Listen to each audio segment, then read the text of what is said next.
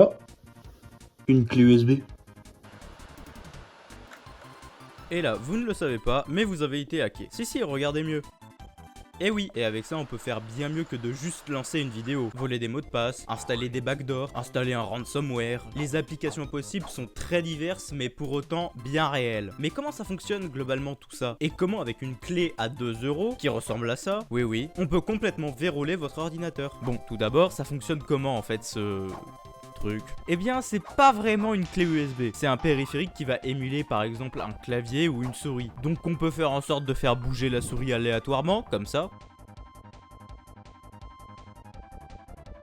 Ou faire taper des choses au clavier.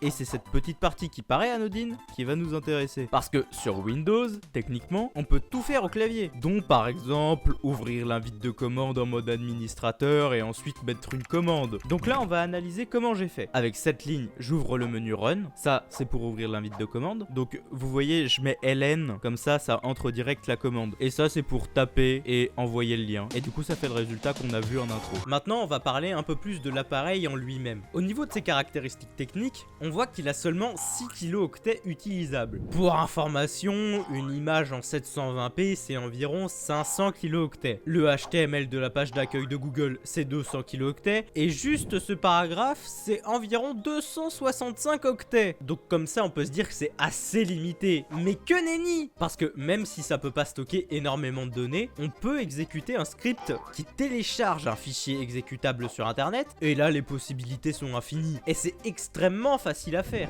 Pour l'exemple, sur mon site internet, je rajoute un fichier qui s'appelle test.bat. Vous pourrez tester, il sera toujours disponible après la sortie de cette vidéo. Donc si on tape vilig.fr/test.bat, ça télécharge le fichier. Je viens de créer un programme qui va allumer un CMD en mode admin, en passant par le PowerShell, qui va ensuite télécharger le programme sur le disque C et l'exécuter.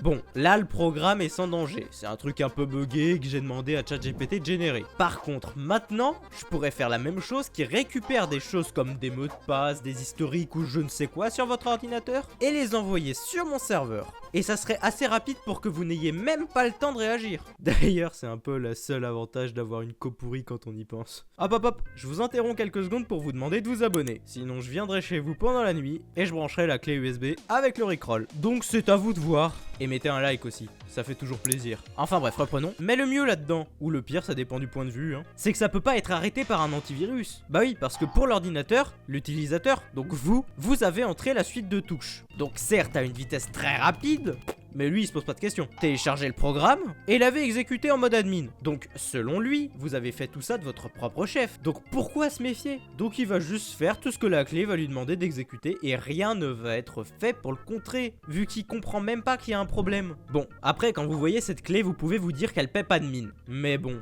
une petite coque en 3D, elle paraîtrait aussi normale que n'importe quelle clé USB. Si vous voyez une clé USB comme ça, vous seriez moins méfiant je pense. Et c'est là-dessus qu'il pourrait se baser pour vous la faire brancher dans votre ordinateur. Imaginez, vous vous baladez dans la rue et vous tombez sur une clé USB seule. Personne autour, vous la prenez et de retour chez vous, vous la branchez à votre PC pour voir s'il n'y a pas le nom du propriétaire dans un fichier. Et paf! Ça fait des chocs à pic. Vous avez été piégé. C'est surtout sur ce genre de situation que se base l'utilisation de ce genre de dispositif. Et d'ailleurs, le dispositif le plus connu dans le style, c'est le Rubber Ducky qui coûte 80 $. C'est 40 fois le prix de ma clé. Bon, plus sérieusement, le Rubber Ducky a des avantages. Par exemple, il n'est pas limité à seulement 6 kilooctets, mais il a aussi des extensions, des guides et des hubs pour partager nos créations. Mais ça vaut certainement pas 80 $. Enfin bref, je divague. Une utilisation intéressante, légale et très importante de ces clés peut être le hack éthique. Attendez, je m'explique. Imaginons que vous avez tout un système d'ordinateur pour un réseau avec des serveurs, etc.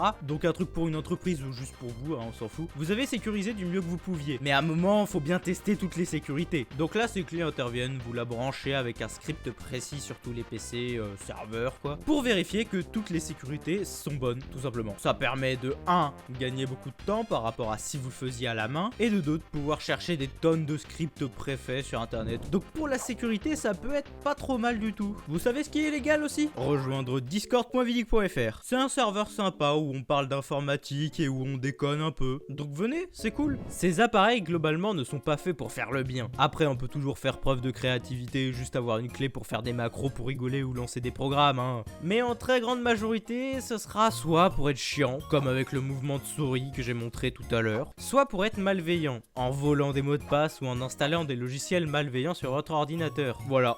Donc branchez pas des clés USB que vous connaissez pas sur votre ordinateur. Allez, salut! Ah oui aussi, joyeux Noël, et plein de bonnes choses pour vous j'espère.